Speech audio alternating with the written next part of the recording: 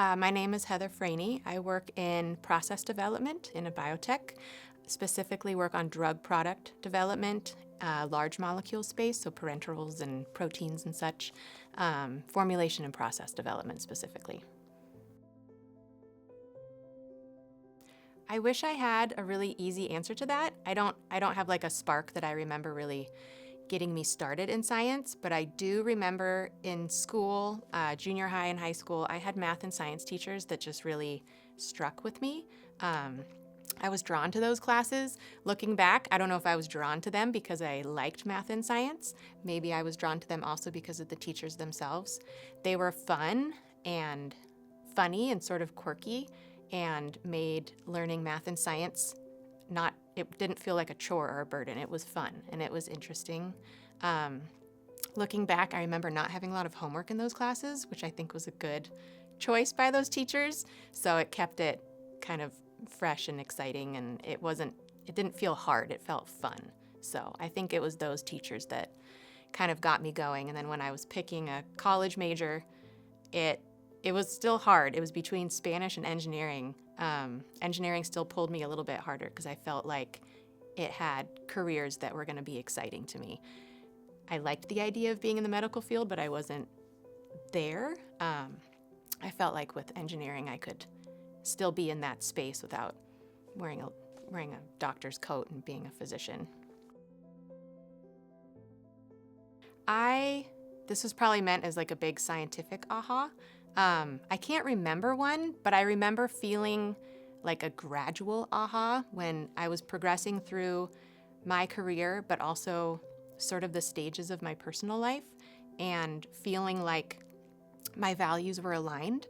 In my personal life, my priorities are my family and my friends. I'm naturally sort of like a doer and like a helper. And in my career, I was feeling the same thing. I'm generally helping people. I also feel like working in the biotech space, we are helping patients. We are giving happiness and hope to their family and their friends. And it was nice when I felt like it was sort of all coming together. It started to click. And I thought, I'm helping, I'm doing, and then I could go home and feel the same way that I was helping and I was doing. So I think that was my idea of an aha, of knowing that what I was doing was feeling good to me. It was my values at work and at home were the same. Another thing which I didn't expect but was like an unexpected aha was I have 2 sons, and over the years I came to realize that they thought my career was really cool. They thought it was neat that I worked in science. They think I'm smart. And we never really talk about my career, but they talk about it like they're proud of what I do. And that it's a nice, empowering feeling, very redeeming, I think, because being a working parent can be hard.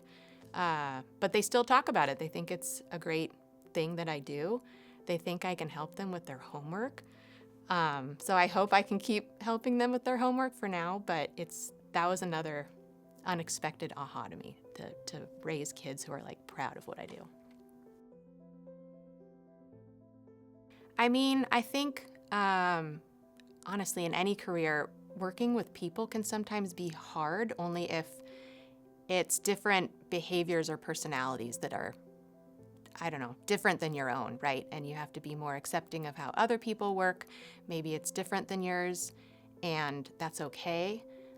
So I think working in teams is something when you come from like a very academic science background, coming into industry, learning how to work with a lot of different people can be a challenge.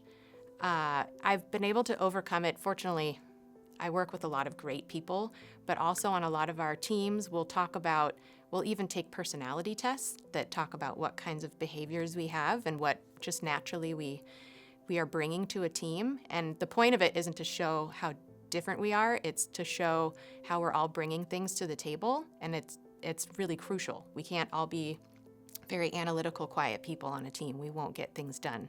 So it's been nice and again sort of redeeming to be like, this is how I am and this is okay, but also my teammate is this way and that's also okay, and it's good. We can work together and we can do better as a team. So yeah, I would say the challenges have been just getting used to different team dynamics, but being okay with that and knowing what I bring to the table is good and useful and valuable, and what everyone else is bringing is valuable as well. So I think that's one of the most difficult transitions to come from like academics into like a career, is just getting used to that dynamic. That is a very good question, because my oldest son is 13 and I find myself giving him lots of advice. I think my best advice to him and to other students who are starting their pathways is to remember that school isn't just memorizing facts and figures and formulas.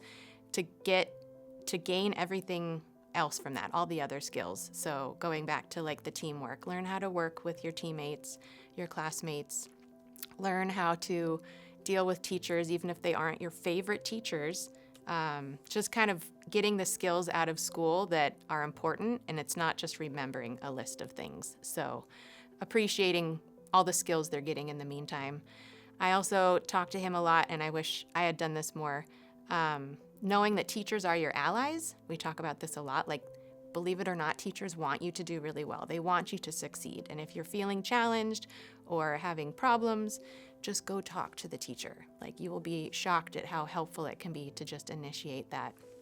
And even now in my career, which I've had for many years, it can be very little to raise a hand and to ask a question, or just say, I'm having a challenge with this, and people are naturally so helpful and they will reach out back. And it's, I think that's something as a younger student, I wish I had thought about more, like reaching out, holding up a hand and saying, I'm challenged by this, or I'm interested in this, and finding like mentors and people who will help you on your pathway. So I wish at a younger age I had someone helping me with that.